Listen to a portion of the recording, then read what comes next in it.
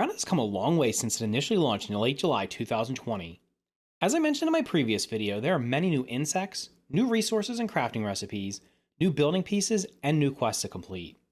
The features board for the game that can be found on the game's website, which I'll link in the description below, also contains many new things that are planned for future updates. These features include, but are not limited to, a new creature called Roly-Poly, an ant queen which might be the first boss in the game, more anthills, as well as completing the sandbox and haze areas of the backyard. Both the sandbox and haze areas will likely have their own labs to explore, new insects, and new crafting resources to collect. There will also be more main quests and side quests in both, as well as possibly more in the existing areas of the backyard. The features board also mentions new armor, weapons, and tools, pets such as aphids, even more insects and creatures but none specifically mentioned, more unique areas of the backyard, weather, and blueprints, one of which is called the Framework for Player-Generated Gameplay. The last one mentioned is the one that intrigues me the most, as it might allow us to create our own quests or challenges or even our own backyards. The amount of new content would only be limited by all of our imaginations, and could easily make Grounded a game worth playing for much longer than originally anticipated. Needless to say, the future is looking bright for Grounded, but there are a few things that I don't see listed on the features board right now. In this video, I'm going to discuss 12 more things that need to be added to Grounded before the game is fully released. Let's get started. First up on the list is a way to transport grass planks and weed stems in bulk. Grounded has a lot more building pieces now, and many of them require grass planks or weed stems, or both. Currently, we can only carry 5 by default, and up to 10 using a full set of ant armor and drinking the workers' comp smoothie. This means if you want to build near the pond or in one of the dry grass areas, you have to run back and forth many times to move the grass planks and weed stems. Grass planks and weed stems can currently be stacked onto their respective pallets, but those cannot be transported. They can be moved, but you can't pull them. The perfect solution for this will be a mobile pallet or a sled. It will require additional crafting resources such as berry leather for the harness and maybe lily pad wax to create a slick surface on the bottom. With more building pieces than ever, I think there is still room for more of one specific type: traps. The game currently has a spike trap, lure trap, and tripwire trap. Additionally, one of the blueprints on the features board is called defenses, but it's unclear if that means new traps or something else. I'm a huge fan of base building tower defense games, and Grounded could develop into a very good survival base building tower defense game, but it needs more traps in order for that to happen. The first trap I have in mind would be a sticky trap. It will be the size of a floor tile and could be placed on the ground. The sticky trap will completely stop small insects and severely slow larger insects. Crafting it could require weed stems, crude rope, and sap. Another trap could be a floor-mounted slingshot. This would allow players to shoot pebbles at insects from their base. It would need to be placed on a floor piece and have at least one open wall to be able to shoot. It could hold 200 pebbles and would deal double the damage of throwing a pebble. Crafting will require weed stems, an acorn top, and bug rubber for the slingshot, and clover leaves and crude rope for the basket to hold the pebbles.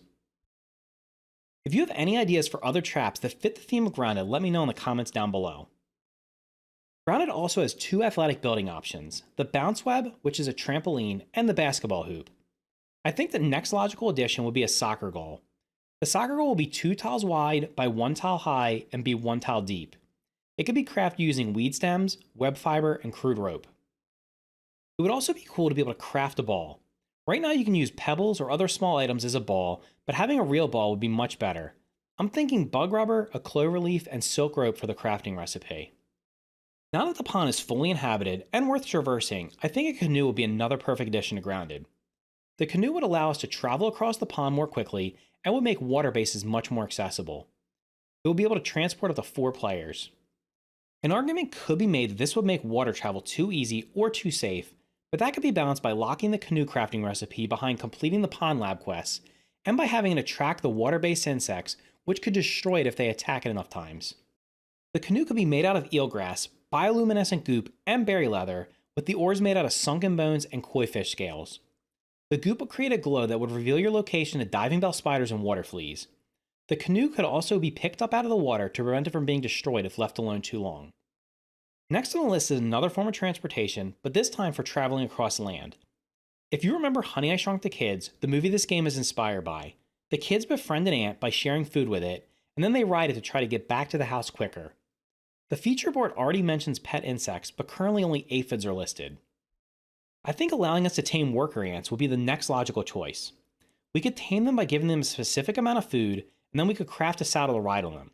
The saddle could be crafted out of berry leather and silk rope. Each ant would be able to transport one player at a time. A tame ant would also attack any aggressive insects other than ants that try to attack you. Also, to keep them tame, you would need to feed them at least once a day. We already have an aerial travel item in dandelions, but if you can think of another or have other ideas for land or water-based vehicles, let me know in the comments down below.